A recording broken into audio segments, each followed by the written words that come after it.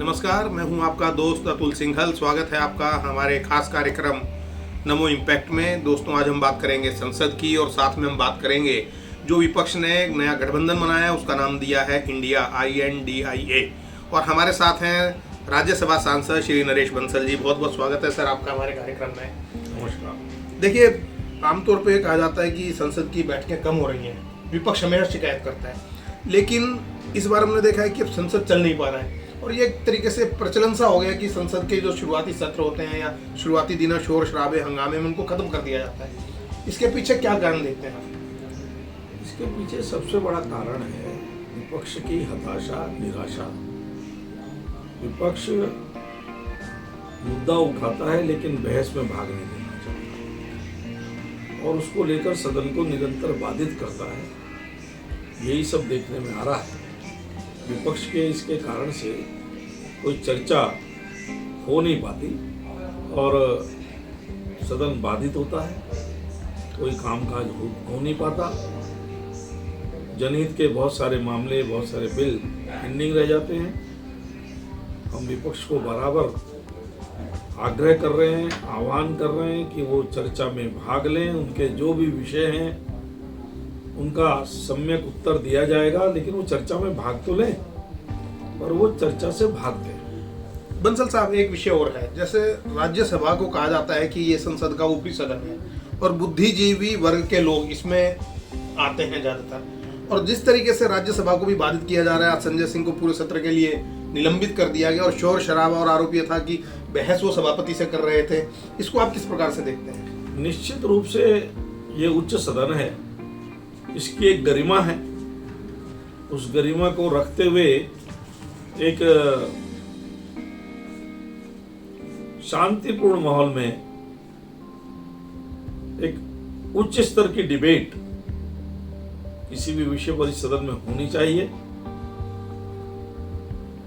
लेकिन मैं तो पिछले 1.5-2 साल से देख रहा हूं कि विपक्ष डिबेट के स्तर की तो बात की है, वो डिबेट करना ही नहीं चाहता। मतलब वैचारिक स्तर पर यहाँ पर चर्चा है कि आरोप लगाओ और भाग जाओ।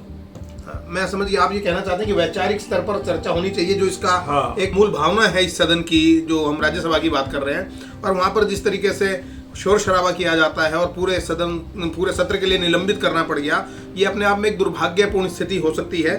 साथ में एक विषय और है नरेश जी, कि ये इंडिया शब्द जो है, अब उन्होंने भी आज पट्टी दिखाई इंडिया, विपक्ष ने जो इसका नाम दिया है वो कितना सही मानते हैं आप इसको, कानूनी रूप से भी और नैतिक रूप से भी?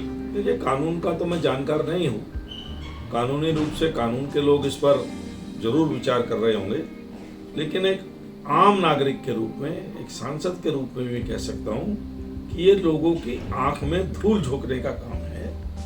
क्योंकि विपक्ष की यूपीए के रूप में उनकी क्रेडिबिलिटी समाप्त हो गई, उनकी विश्वसनीयता समाप्त हो गई और एक प्रकार से जनता ने उनको ब्लैकलिस्ट कर दिया है।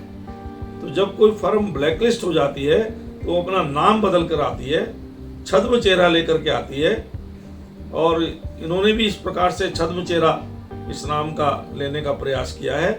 लेकिन चूंकि इनकी फर्म ब्लैकलिस्टेड है, सब जानते हैं कि ये वही घटक हैं और इसलिए जनता इनको पहले भी रिजेक्ट कर चुकी है, अब भी नहीं। लेकिन सदन में जिस तरीके से नारे लगे कि इंडिया जवाब मांगता है, इंडिया को जवाब चाहिए, तो उसका कुछ जो लोगों के अंदर एक संदेश जाता है वो अलग किस्म का जाता है।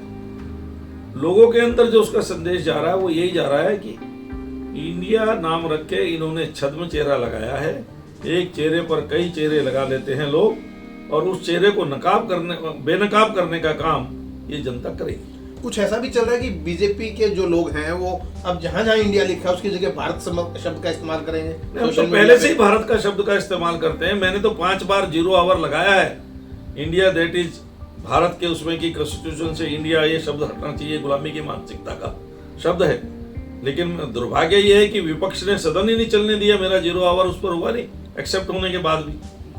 जब भी एक्सेप्ट होगा मैं इस विषय पर बोलने वाला हूँ। चलिए, हमें उम्मीद है कि जल्दी आपका जो ये विषय है इसको लिया जाएगा और इस पर तार्किक रूप से कोई ना कोई निर्णय होगा। अब आप क्या हल देखते हैं, किस तरीके से सदन का कार्रवाई चलेगी आगे, या क्या उम्मीद की जानी चाहिए सत्र के बाद?